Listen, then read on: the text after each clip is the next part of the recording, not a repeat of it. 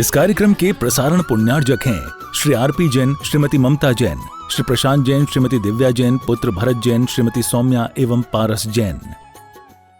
अपने लक्ष्य तक पहुंचने के लिए पुरुषार्थ हमेशा करता रहता है और अपने अपने उद्देश्य की पूर्ति के लिए जो साधन सामग्री है उसका आलम्बन लेता है।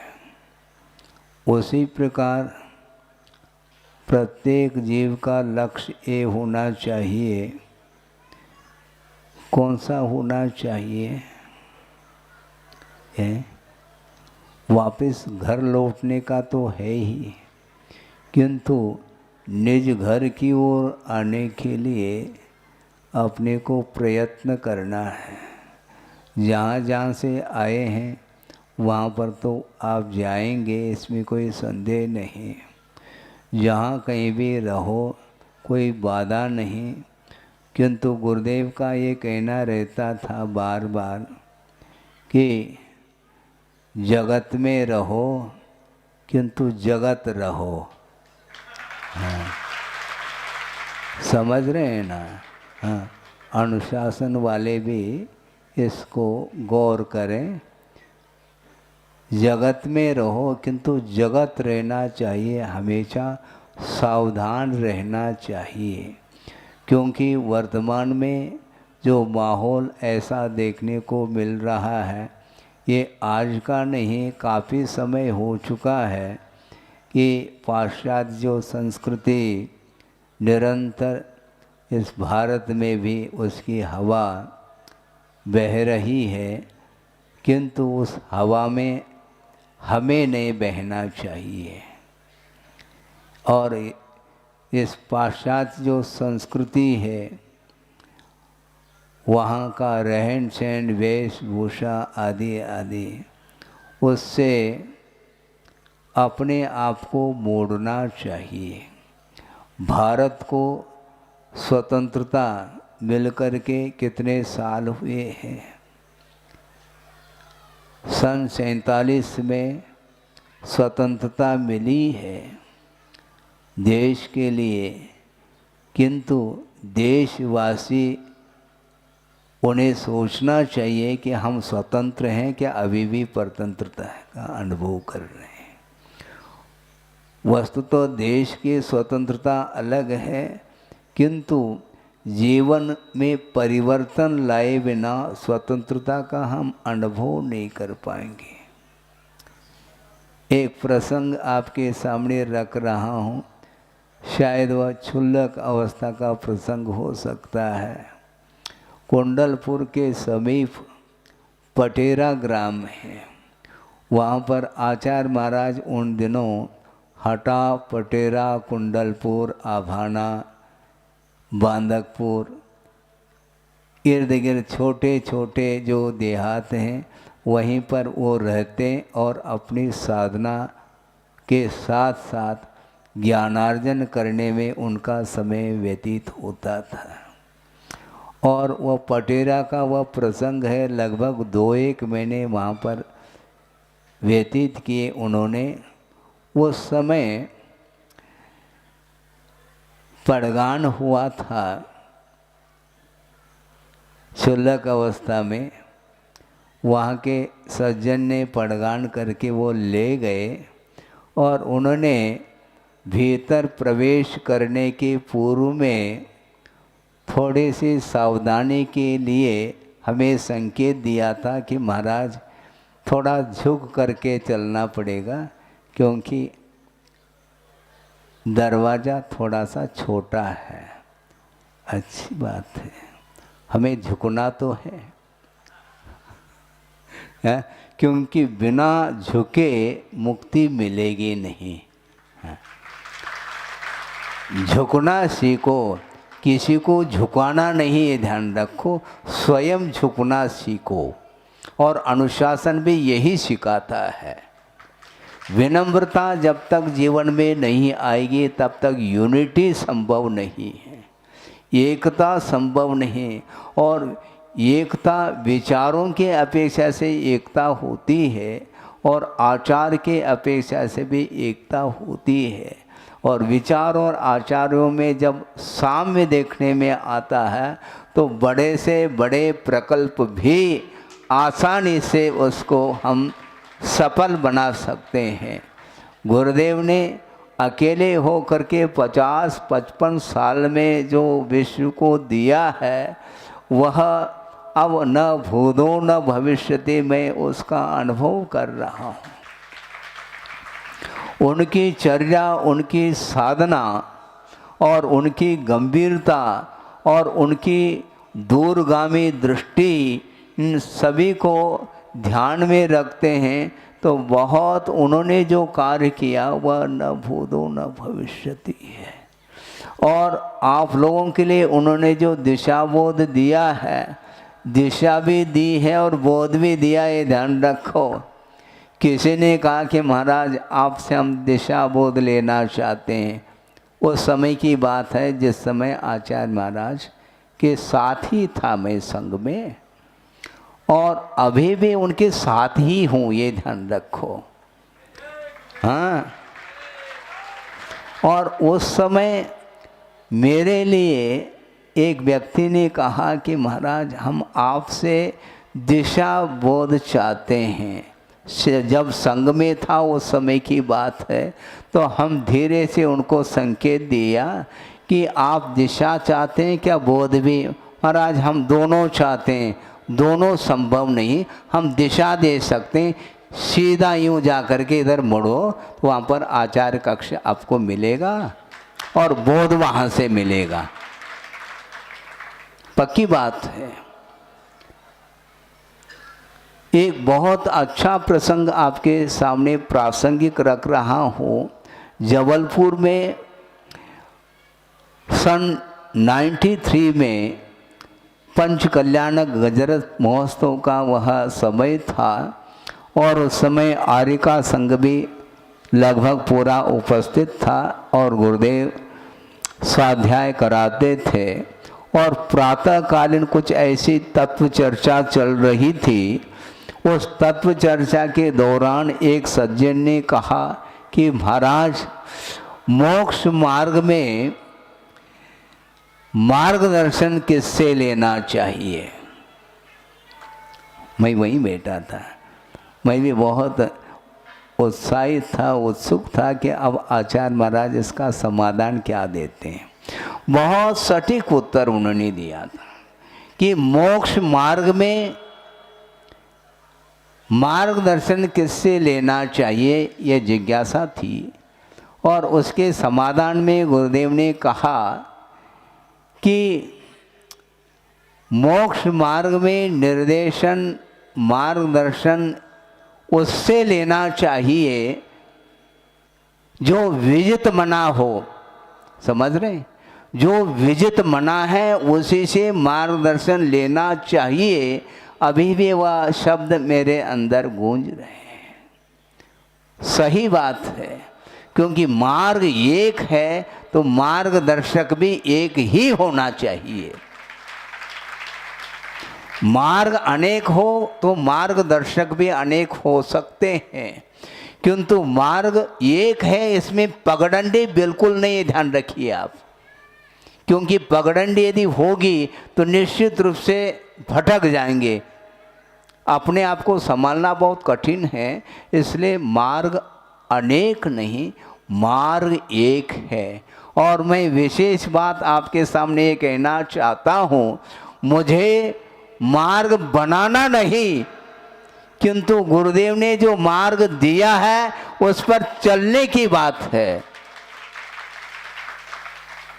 उस मार्ग पर मुझे भी चलना है और आप लोगों को भी चलना है। इसलिए आप आए हैं दूर दूर से, किंतु आपके लिए हम मार्ग बनाएंगे नहीं। जो बना बनाया मार्ग है, उस गुरुदेव ने जिस मार्ग पर चल कर के विश्व को एक प्रकाश दिया है, उस मार्ग पर अपने शक्ति के अनुरूप चलने की आवश्यकता है। बहुत सारे प्रकल्प हैं, आप लोगों ने कल से ही आकर के कुछ कुछ उसकी भूमिका हमारे सामने रखी है और मध्याह्न में शायद समय आप लोगों को मिला है, ऐसा हमने सुना है। समय मिला है तो मध्याह्न में विशेष रूप से आप लोग अपने अपने विचार उद्गार व्यक्त करेंगे, उसको हमें भी सुनना है, क्योंकि गुरुदेव ने जो दिया है उसको विश्व के सामने वो दे करके गए हैं, गए नहीं किंतु कहने में आता है, किंतु वो सारा का सारा उनका दिया हुआ जो मार्ग है उसको उसके ऊपर निरंतर चलने की आवश्यकता है और चलते समय हमेशा सावधानी की आवश्यकता होती है। चलते समय विशेष सावधानी की आवश्यकता होती है। और उन्होंने एक बात और कही थी कि मान लो आप शयन कर रहे हैं धरती पर तो गिरने की संभावना है। यदि मान लो किसी तख्त पर यदि आप लेटे हैं तो संभावना है गिरने की, किंतु धरती पर यदि मान लो आप शयन कर रहे हैं तो वहाँ पर गिरने की कोई बात ही नहीं। और चल रहे हैं तो उसमें भी असावधानी हो सकती है, ठोकर लग सकते हैं और गिर सकते हैं, और उसमें भी ज़्यादा हानि नहीं होगी। और उससे मान लो कोई बाइसिकल पर चल रहा है, उससे यदि मान लो कोई एक्सीडेंट हो जाए तो उसमें भी ज़्यादा नुकसान नहीं होता। और मान लो 4 व्हीलर पर जा रहे हैं, बाई कार है, बाई बस है, आदि आदि, उसमें और ज़्यादा जो है ना गंभीर स्थिति बन सकती है।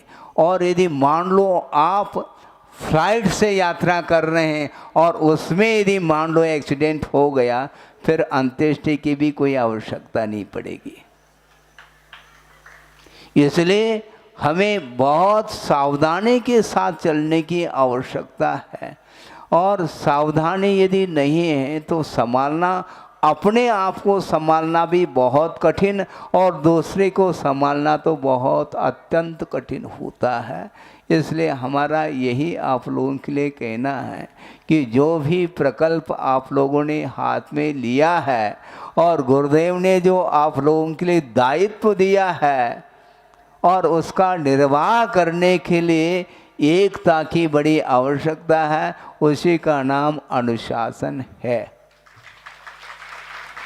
अनुशासन किसी के द्वारा भी भंग नहीं होना चाहिए। विचार अपने अपने स्वतंत्रता के साथ रख सकते हैं, इसमें कोई बाधा कहीं से भी नहीं, किंतु प्रत्येक व्यक्ति अपने विचारों को रखते हुए, स्वतंत्रता के साथ रखते हुए मिल करके उसका विचार विमर्श मनन मंथन करके उसका निष्कर्ष निकालना चाहिए। उसमें किसी भी प्रकार से परस्पर में कोई भी विवाद आदि नहीं होना चाहिए, अवरोध पैदा नहीं होना चाहिए। अनेक प्रकार के विचार हो सकते हैं, इसमें कोई बाधा नहीं, और शांति के साथ अपने विचारों को रखने के लिए कहीं भी कोई हमें आपत्ति नहीं है। रखें और उसका निष्कर्ष, कंक्लूजन जिसको बोलते हैं, सार, उसका बिल्कुल व्यापक रूप से उसका निर्णय होना चाहिए। क्योंकि व्यापक दृष्टिकोण यदि नहीं रहेगा तो निश्चित रूप से वह कार्य संपादित नहीं हो सकता। इसलिए एक व्यक्ति के द्वारा कार्य नहीं होता। तख्त पर मान लो मैं बैठा हूँ, आप सुन रहे हैं, तख्त पर बैठा हूँ तो उसमें तख्त में कितने पहिए हैं? 4 हैं। एक आदि की क्या आवश्यकता है? कोई कह दे, कोई कह दे महाराज 4 की क्या आवश्यकता, तो 3 पहिए का मान लो कोई है तो उस पर बैठ करके देख लो। है अनुभव नहीं है तो मुझे अनुभव है, मैं बता रहा हूँ प्रगान करके ले गए हैं और चौकी पर विराजमान हो जाइए ऐसा बोल देते हैं, और जैसे ही बैठने के लिए चला जाता हूँ तो वहाँ पर वह चौकी हिलती हुई मिलती है। तो उस समय चम्मच लगाते हैं। क्या आवश्यकता है चम्मच लगाने की? इसे स्पष्ट है कि समतल हुए बिना तो वह हम उस पर बैठ नहीं पाते हैं। इसलिए विचारों में साम्य होना चाहिए। तराजू है, आप तोलते हो तो उसमें क्या देखने में आता है? जो कांटा है वह बिल्कुल स्थिर हो जाता है और दोनों पालड़े बिल्कुल समानांतर को लिए हुए होते हैं। ऐसा ही होता है कि नहीं? हाँ बिल्कुल। बल्कि तराजू में कमी वैसी हो सकती है, किंतु ऐसे तराजू हैं जिसमें सोना तोलना है, वहाँ पर बिल्कुल बारीकी से तोल हो जाता है। एक बाल मात्रा का भी यदि मान लो कम वेशी हो जाए तो वह बता देता है कि इसमें वजन में इतना अंतर है। तो उसी प्रकार अपने को कार्य करते समय बहुत सावधानी के साथ कार्य करना चाहिए, क्योंकि उसके माध्यम से जो जनता अनुकरण करेगी, एक व्यक्ति यदि मान लो एक व्यक्ति के कदम यदि विपरीत पड़ते हैं तो उसका अनुकरण पूरी दुनिया करेगी। इसलिए बहुत सावधानी की आवश्यकता है। आगमकार ये कहना चाहते हैं, आप मोक्ष पथ पर आरूढ़ हो अथवा न हो, इसमें हमें ज़्यादा गम नहीं है, किंतु खेद उसमें होता है कि मोक्ष पथ पर नहीं चलते हुए यदि मान लो उसका उपदेश यदि विपरीत देने का पुरुषार्थ करता है, प्रयास करता है, वह सबसे ज़्यादा अपराधी सिद्ध होता है। मार्ग कभी भी दोषित नहीं होना चाहिए। जैसा आगम है उस आगम के अनुरूप ही उसका व्याख्यान होना चाहिए। आप चलो अथवा न चलो, इसमें बाधा बिल्कुल नहीं, किंतु उन्मार्ग का पोषण नहीं होना चाहिए, हिंसा का पोषण नहीं होना चाहिए, पाप का पोषण नहीं होना चाहिए, सत्य का समर्थन होना चाहिए। और सत्य का यदि समर्थन जिसमें नहीं है तो वहाँ पर वह अहिंसा की उपासना नहीं कर सकता, यह आगमकार का कहना है। क्योंकि वस्तुतः अहिंसा सबसे प्रधान धर्म माना जाता है, बल्कि एक ही धर्म है जो अहिंसामय धर्म है, और वह सुरक्षित तब रहता है उसके चारों ये परिकर माने जाते हैं। सत्य, अचौर्य, ब्रह्मचर्य और अपरिग्रह रूप जो धर्म हैं, ये चारों अहिंसा के पोषक हुआ करते हैं। इसलिए अहिंसा की आराधना करने के लिए आप कटिबद्ध हैं। इसलिए समय समय पर सत्य का ही सहारा लिया जाएगा। भूल करके भी स्वार्थवश हम असत्य का सहारा नहीं लेंगे, इसको संकल्पित आपको होना है। उसके बिना कदम कदम पर आपके लिए बहुत सारे ऐसे प्रसंग मिलेंगे और उससे प्रभावित होने के लिए गुंजाइश है, क्योंकि आकर्षण बहुत खराब चीज है। मोक्ष मार्ग की ओर आकर्षण कम हो रहा है और अन्यान्य जो प्रयोजन है उस ओर जाने के लिए बहुत सारे आकर्षण आपको मिलेंगे, लेकिन उससे बच कर के अपने को चलना है। इसलिए शुरुआत में हमने कहा था कि जगत में रहो किंतु जगत रहो, ये कहा है। सावधानी के साथ चलना है, हमने कई बार कहा और गुरुदेव ने कहा है। इसलिए मैं अपने तरफ से कोई भी उसमें बगार नहीं लगाता, ये ध्यान रखो। छौंक जिसको बोलते हैं, हम छौंक नहीं लगाना चाहते हैं। छौंक लगाना ठीक नहीं। गुरुदेव ने ये कहा था, अपना अनुभव मत बताओ, आगम दिखाओ। सुन रहे हैं आप? हाँ, संघ के लिए वह उपदेश था और ब्रह्मचर्य आदि भी उसमें शामिल थे, और उन्होंने एक प्रसंग दिया था उनके लिए संस्कार की दृष्टि से। उस समय किसी ब्रह्मचारी ने कहा आचार्य महाराज के लिए कि महाराज, हमें अमुक महाराज के माध्यम से बहुत अनुभव मिला है। तो उस समय गुरुदेव ने कहा बैठो शांति से। हम बगल में हम भी बैठे थे, पूरा संघ बैठा था, दुर्ग की बात है। और उन्होंने ये कहा था कि अपना अनुभव मत बताओ, आगम दिखाओ। इसमें बहुत गहरा अर्थ छुपा हुआ है। वह ये है कि अनुभव सीमा को लेकर के हो सकता है, किंतु आगम सीमातीत है, ये ध्यान रखो। इसलिए प्रत्येक व्यक्ति का कल्याण यदि होगा तो वह आगम पद्धति से ही होगा।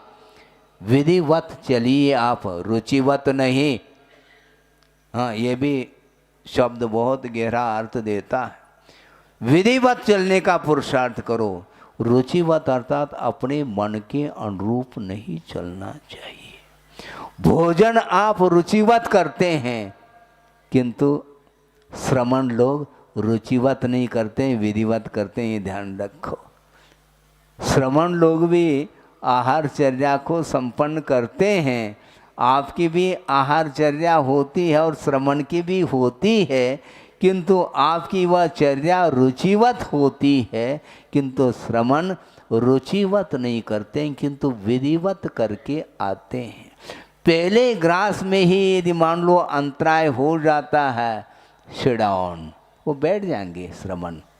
महाराज ये क्या, ये हमने आपको हम दिखाना नहीं चाहते हैं, क्योंकि आपके ऊपर भरोसा हमारा है ही नहीं। हम आपको यदि दिखाएंगे तो आपके हाथ में वह चीज़ चली जाएगी, तो उसको आप मसल दोगे, हाँ गायब होगा। महाराज ये जीरा है, अरे जीरा है, अच्छा नहीं सुनो, जीरा है, हमने ये सोचा। ऐसा तो नहीं कि पंचम काल में जीरे के भी पैर होते हैं। क्या कहना चाहो आप? भाव उनका ये है कि किसी भी प्रकार से महाराज का आहार सानंद संपन्न हो, ये उसका उद्देश्य है। किंतु आचार्य कहते हैं अपनी समिति है, दूसरे के हाथ में उसको देने की बात ही नहीं, हम विश्वास नहीं करते हैं। महाराज हमने तो मन शुद्धि, वचन शुद्धि, काय शुद्धि, आहार जल शुद्ध है, ऐसा बोल करके हमने नवदा भक्ति पूर्वक आपके करपात्र में हमने ग्रास दिया है, इसलिए आप उसका संशोधन नहीं करना चाहिए आपको। हाँ, क्यों नहीं करना चाहिए? आपने अपना कर्तव्य कर लिया, किंतु उसमें प्रूफ रीडिंग करने की आवश्यकता होती है, इसलिए हम संशोधन करके ही उसको लेते हैं। उसमें किसी भी प्रकार से यदि बाधा उपस्थित हो रही है तो वो आहार न करके वापस आ जाते हैं, इसको बोलते हैं। हाँ, रुचिवत नहीं, विधिवत करिए। बहुत बड़ा दायित्व आपके कंधों पर दिया है गुरुदेव ने, और जहाँ जहाँ के लोग हैं उन सब के लिए, जहाँ जहाँ पर कमेटी हैं, क्योंकि कमेटी के बिना व्यवस्था बनती नहीं है। अनुशासित होकर के चलने के लिए अथवा चलाने के लिए स्वयं अनुशासित होने की आवश्यकता पड़ती है, तब कहीं जा कर के आपका अनुकरण समाज कर सकती है। ज़्यादा समय मेरे पास नहीं है, 9:30 बजने को है, और उज्जैन से भी जनता आई है, समाज आई है, और दूर दूर के समाज आई है। उनके लिए ये संडे है, और मध्याह्न में भी संडे रहेगा। ऐसा नहीं कि 1 घंटे के बाद मंडे आ जाए, मध्याह्न में भी संडे ही है। तो आप रविवार यदि मान लो कोई कार्यक्रम रखने के उद्देश्य से आए हैं, तो वो सारा मध्याह्न में विधिवत समय पर वह कार्यक्रम वो प्रोग्राम संपन्न होगा। इसलिए अंत में हमारा इतना ही कहना है, कहने के लिए वस्तुतः देखा जाए अंत नहीं है बंधुओं, क्योंकि श्रुत का कोई पार नहीं है, ऐसा कहा है आगम में। श्रुत का कोई पार नहीं है और काल थोड़ा है, ज़्यादा नहीं अपने पास। अपने पास मतलब जीवन में रहने के लिए काल बहुत अल्प है। और हमारी मति, स्वयं आचार्य कह रहे हैं, वयम च दुम्मे, हाँ हमारी मति, हम दुर्मेधस हैं, ऐसा कहा। हाँ, वक्र बुद्धि है। क्यों? महावीर भगवान के तीर्थकाल में अपन चल रहे हैं। वृषभनाथ भगवान के तीर्थकाल में जो जनता थी वो मंद बुद्धि वाली थी, भोली भाली जनता जिसको बोलते हैं। और अजितनाथ भगवान से लेकर के पार्श्वनाथ भगवान के तीर्थ काल में रहने वाली जनता वो तीक्ष्ण बुद्धि वाली थी। और यहाँ तक कहा है श्रवण के लिए तुम सामायिक करो, ऐसा कहते ही 28 मूल गुणों का वो पालन करते थे। मात्र सामायिक करो, तो क्योंकि सामायिक बिना 28 मूल गुणों के पालन किए संभव ही नहीं है, इसलिए 28 मूल गुणों के पालन करने का बोध उसको सामायिक करो ऐसे कहने में उसको बोध मिलता था। इसलिए हम भी आपके लिए बहुत संक्षेप में कहेंगे, यदि मध्याह्न में भी कहना है तो हम फार्मूले के रूप में सूत्रात्मक हम कहेंगे, क्योंकि गुरुदेव ही संकेत देते थे और संकेत के माध्यम से ही कार्य होता है। तो इसलिए अल्प समय है और हमारी बुद्धि सरल नहीं है। अनिता न ले, हाँ, सरल नहीं है, उसमें श्रमण भी शामिल है, ये ध्यान रखो, टेंशन नहीं पालना। हाँ, क्यों? श्रवण के लिए भी आचार्यों का उपदेश है। आचार्य स्वयं आचरण करते हैं और शिष्य के लिए भी आचरण कराते हैं। महाराज श्रवण बनने के उपरांत फिर कराने की क्या आवश्यकता है? अनुशासन हर जगह चलेगा, ध्यान रखो। उसके बिना आत्मानुशासन संभव ही नहीं है। इसलिए आचार्य का बहुत महत्वपूर्ण कार्य है। पूज्यपाद स्वामी ने एक स्थल पर लिखा है, सर्वार्थ सिद्धि में आचार्य महाराज की विशेषता को लेकर के उन्होंने ये कहा कि परहित प्रतिपादन एक कार्यम आचार्य वर्यम, ऐसा कहा। दूसरे का हित करना ही उनका एक कार्य है, प्रमुख कार्य है, ऐसा सोचता था मैं। प्रमुख नहीं, वो एक ही कार्य है उनके लिए। यहाँ तक कि शिष्य सामायिक विधिवत समय पर कर रहा है कि नहीं कर रहा है, इसका निरीक्षण करने के लिए आचार्य जा सकते हैं। ये दायित्व उनका है। महाराज उनका सामायिक यही सामायिक है उनका, ये ध्यान रखो। इसके उपरांत भी वो विधिवत करते हैं। कहने का आशय ये है कि परहित प्रतिपादन एक कार्यम, विश्व कल्याण करना उनका एकमात्र कार्य है। उनके बिना देश का हित संभव नहीं है। राष्ट्र का और देश का हित करना चाहो तो स्वयं हित पथ पर चलने की आवश्यकता है। चलाना बाद में होता है। हम सिंगल चल नहीं पा रहे हैं बाइसिकल पर, और हम डबल और ट्रिपल सीट चलना चाहते हैं तो बहुत कठिन कार्य है। और पूरा चतुर्विध संघ का निर्माण उन्होंने किया और इसके साथ साथ समाज के लिए, पूरे देश और राष्ट्र के लिए उन्होंने जो मार्ग प्रशस्त किया है वह अपने आप में अद्वितीय साधना के बिना संभव ही नहीं है। इसलिए समय ज़्यादा न हो, इसलिए संक्षेप में सभी के लिए हमारा ये कहना है कि अनुशासन की आवश्यकता है, परम आवश्यक है, किंतु आत्मानुशासन के भी उतना ही अनिवार्यता है, उतनी ही अनिवार्यता है। क्योंकि जो अपने ऊपर शासन नहीं कर पा रहा है वो दूसरे को शासित नहीं कर सकता। इसलिए अनुशासन,